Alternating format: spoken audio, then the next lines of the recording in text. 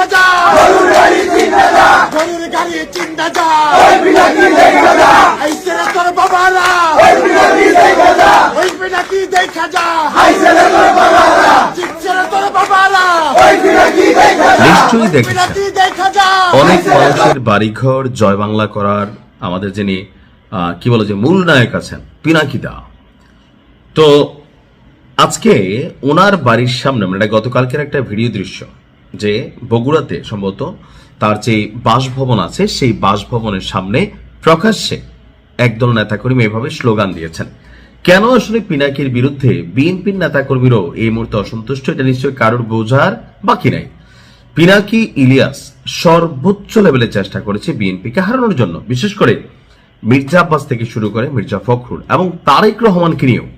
আপনার পিনাকি প্রতিনিয়ত যেই ধরনের বক্তব্য দিয়েছেন, অতীতে শেখ হাসিনা অথবা বঙ্গবন্ধুকে নিয়ে যে ধরনের বক্তব্য দিতেন, সর্বশেষ পর্যায়ে এসে তারা শহীদ প্রেসিডেন্ট জিয়াউর রহমান এবং মরহুমা বেগম খালেদা জিয়া এই দুজনকে ছাড়া তারেক রহমানকে নিয়ে নানা ভিডিও বানিয়েছিল পিনাকি ভট্টাচার্য।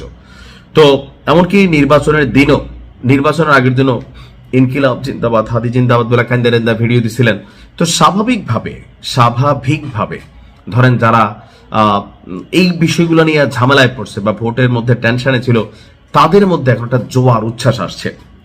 ধানমন্ডি 32-এ বুলডোজার পাঠিয়েছিলেন পিনাকি ভট্টাচার্য, মানে বারবার সেনাবাহিনী সহ যেন মানে উচ্ছ্বসিত জনতা সমান করে ফেলে।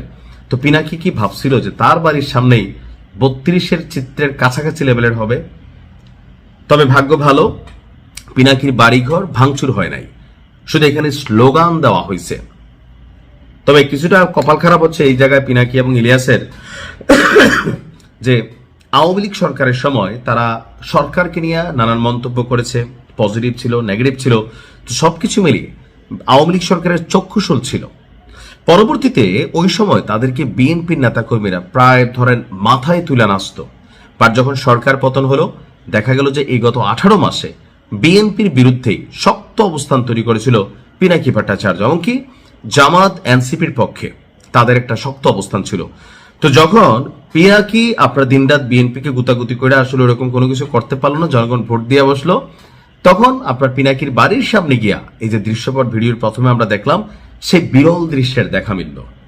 এখানে একটা মজার বিষয় হচ্ছে, এর আগেও আপনাদের খেয়াল থাকার কথা, আমি নিজে একটা ভিডিও করছিলাম যে পিনাকির বাড়িতে গভীর রাতে কে বা কারা ক্যামেরার সামনে গিয়া একটা অগ্নিকাণ্ড ঘটাতে চেয়েছে, ছোটখাটো, বড় ধরনের কোনো ক্ষতি হয়নি। তখনও পিনাকি এটা নিয়ে অনেক বক্তব্য দিয়েছিল।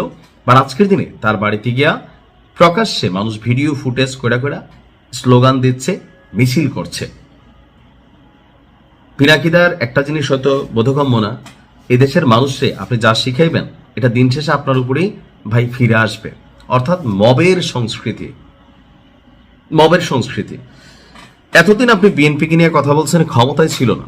এখন যদি বিএনপিকে নিয়ে বা তারেক রহমানকে নিয়ে দেখেন, অন্যায় করলে আমরাও কথা বলি, সবাই বলি, তবে যেভাবে কাউন্টার করা হয়েছে বা আই হ্যাভ এ প্ল্যানের মধ্যে যেভাবে ন্যারেটিভ তৈরি করা হয়েছে নেগেটিভলি, যে তারেক রহমানের এই প্ল্যান হচ্ছে দেশ বিক্রির প্ল্যান, ভারতের সাথে আঘাত করছে, এই করছে সেই করছে, যেখানে খোদ পিনাকিদা নিজেই ভারতের পাসপোর্ট নিয়ে তিনি মানে দেশ ছাড়ছেন। তো এরকম অনেক কিছুর মধ্যে তিনি যে ন্যারেটিভ তৈরি করার চেষ্টা করছেন সেটা কাজে দেয় নাই। আর আজকে উল্টা ওনার বাড়ির সামনেই আমরা ধানমন্ডি 32-এর চিত্র না, ওইটা 100 হলে এটা ছিল 10। তবে ভবিষ্যতে এমন ঘটনা হয়তো বা আরো ঘটতে পারে। দেখা যাক কি হয়, সময় বলে দিবে। ভালো থাকুন।